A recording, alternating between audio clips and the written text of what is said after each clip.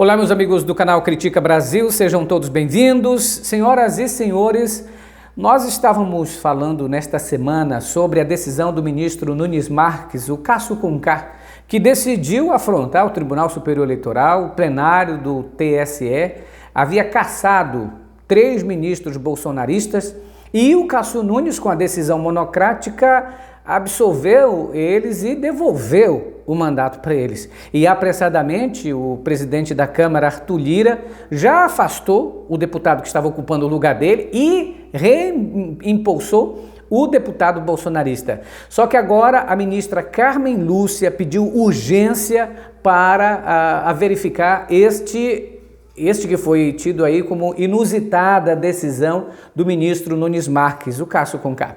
Carmen Lúcia pede sessão urgente no STF para reverter mandato devolvido por Cássio. A ministra Carmen Lúcia, do Supremo Tribunal Federal, pediu ao presidente da Corte, Luiz Fux, que uma sessão do plenário virtual em caráter de urgência seja realizada na próxima terça-feira, dia 7, para que seja apreciada e, consequentemente, revertida a decisão de Cássio Nunes, que devolveu o mandato do deputado estadual bolsonarista Fernando Francischini, da União Brasil, cassado pelo TSE por divulgar fake news durante a última eleição presidencial em 2018. Nunes Marques devolveu ainda um outro mandato cassado pelo TSE ao deputado federal Valdevan Novenda, do PL, mas a sessão solicitada pela ministra diz respeito apenas ao pedido feito pela defesa do suplente de Francischini.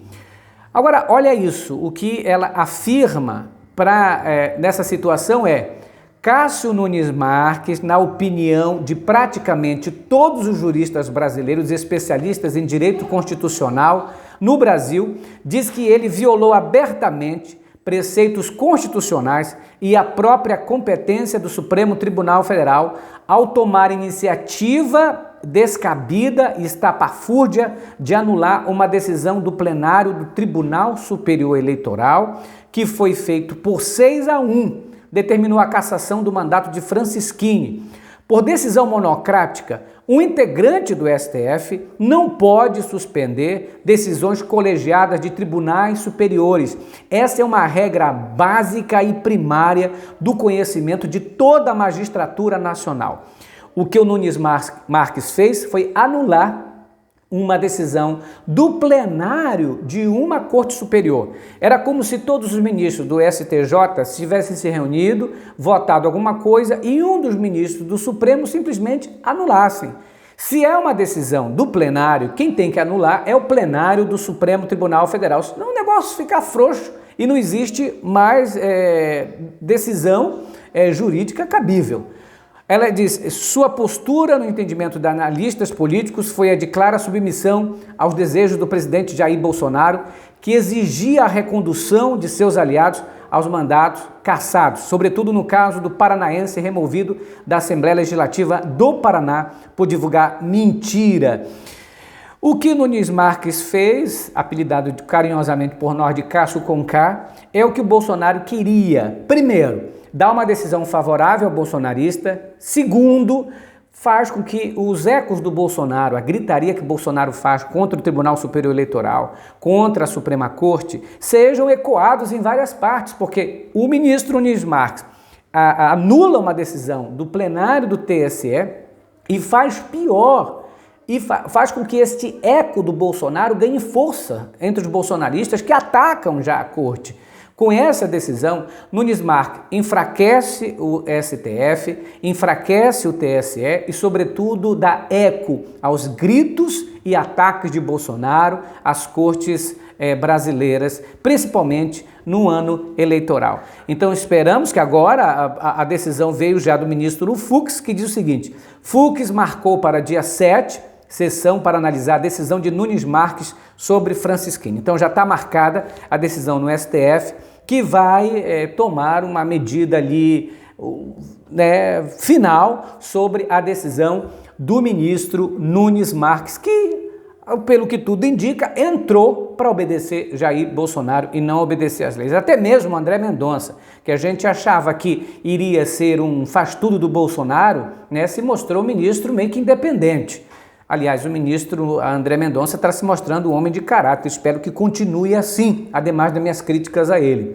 Senhoras e senhores, esmaga no like. Você está no Critica Brasil, que fala a verdade, doa em quem doer. Direto da Ilha da Magia. Nós não estamos no olho do furacão, nem no ninho da serpente, mas da Ilha da Magia. Dizem que aqui está cheio de bolsonarista, mas pelo que eu vi até agora, tem muito lulista aqui também.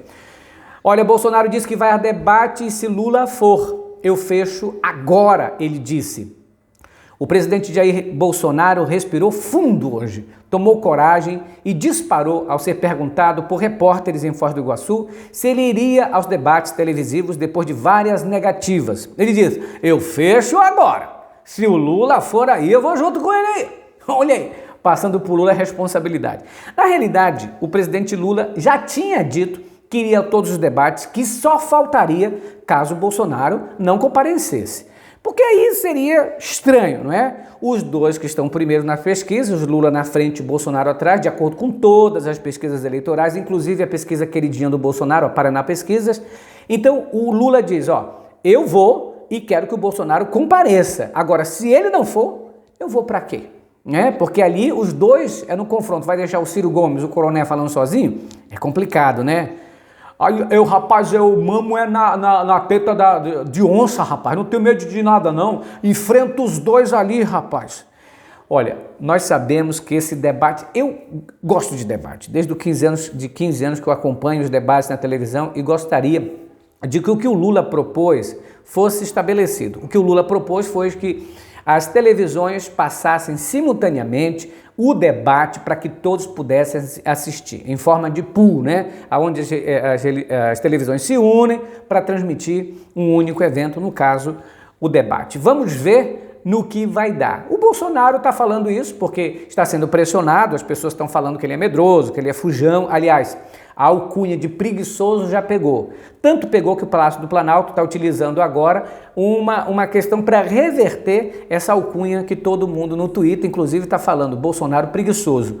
Os jornais mostraram, até uma reportagem no UOL, mostrou que o Bolsonaro trabalha de 3 horas e meia, no máximo 4 horas por dia, quando trabalha, porque ele gosta muito de passear, gosta de motociata, gosta de lancha, fica passeando. O cara que estourou milhões no cartão corporativo, aliás, essa semana todo mundo falando da Mamata Card, é a mamata do cartão corporativo. Lula, Dilma e Temer não gastaram juntos o que ele gastou em um ano, não gastaram em 2 anos de mandato cada um. Agora veja, aquele que disse que ia acabar com o cartão corporativo é o que o estoura, entende? Eu escrevo com a caneta Bic aí vocês imaginam isso aí. Agora, falando dessas sacanagens do Bolsonaro, gente, mais uma coisa aconteceu. Você lembra daquele amigo do Bolsonaro, amigo dos filhos do Bolsonaro, que pegou um jato da Força Aérea Brasileira e foi sozinho para a Índia, sozinho, gastando o dinheirama daquela? Aí vocês lembram que por causa desse escândalo o Bolsonaro afastou esse funcionário e depois de alguns meses ele voltou ao Palácio do Planalto como se nada tivesse acontecendo. Pois é, ele mesmo. Amigo de Bolsonaro, o secretário compra mansão de 6 milhões e 700 mil reais. E olha, sempre quando você vê que eles compraram uma mansão de tantos milhões, calcule assim o dobro em cima. Porque o que eles passam é que compraram desse valor. Mas normalmente mansões onde eles compram sempre mais caro. Amigo dos filhos íntimos de Jair Bolsonaro, próximo também do presidente, José Vicente Santini, coleciona episódios escandalosos junto ao governo. Desta vez, a investigação de jornalistas Rodrigo Rangel e Jennifer Goulart, do site Metrópolis, aponta uma operação imobiliária suspeita, a compra de uma mansão em Brasília por 6 milhões e 700 mil reais. Santini foi demitido, como eu falei para vocês, em 2020 por conta daquela viagem, que fez de Davos para a Índia. Filho de general do Exército, ele estudou em colégio militar e amigo de infância de Eduardo Bolsonaro. Mais uma situação que deve ser investigada. Aliás, o filho do Bolsonaro comprou uma mansão, Flávio Bolsonaro, depois veio o filho mais novo do Bolsonaro, comprou outra mansão, agora o amigo dele comprando, salvo engano, pode ser até um laranja comprando a mansão do Dudu Bananinha, já que ele é tão amigo do Eduardo Bolsonaro. São pessoas que estão comprando mansões e gastando dinheiro em tanta da coisa, enquanto a população vive na fila do osso. Enquanto a população está padecendo para comprar o gás, para comprar sua carne, para voltar para casa, gasolina muito cara, diesel muito caro, e Bolsonaro vive tentando enganar a gadaiada, tentando enganar a população, dizendo que isso não é culpa dele, não é responsabilidade dele. Na realidade, nada é responsabilidade do Bolsonaro, porque ele é um responsável. Deixou tudo por conta do Paulo Guedes, que está surrupiando toda a riqueza do Brasil e deixando o Brasil cada vez mais pobre, a população cada vez mais pobre. Olha, gente, mais uma notícia. Esmaga nesse like, participa junto comigo. Após sinalizar desistência, Datena reafirma a candidatura ao Senado e ataca aliados de Bolsonaro. O apresentador José Luiz Datena indicou em um vídeo divulgado na manhã deste sábado que desistiu da pré-candidatura ao Senado por São Paulo. 2 horas depois, em outro vídeo, reafirmou que segue na disputa, mas atacou bolsonaristas que o criticam. Ambos foram postados na página do Facebook do Brasil Urgente, programa que ele apresenta na Bandeirantes. O Datena está naquilo, uma hora é contra Bolsonaro, uma hora é a favor do Bolsonaro, o Datena está que nem vara verde, vai para onde o vento sopra. Se ele achar que os eleitores, na sua maioria, são Lula, ele pende a não criticar o presidente Lula. Se, na sua maioria, mostrar para ele na pesquisa que é Bolsonaro, vai pro Bolsonaro. Então, é uma pessoa que a gente, politicamente falando, não pode ainda confiar.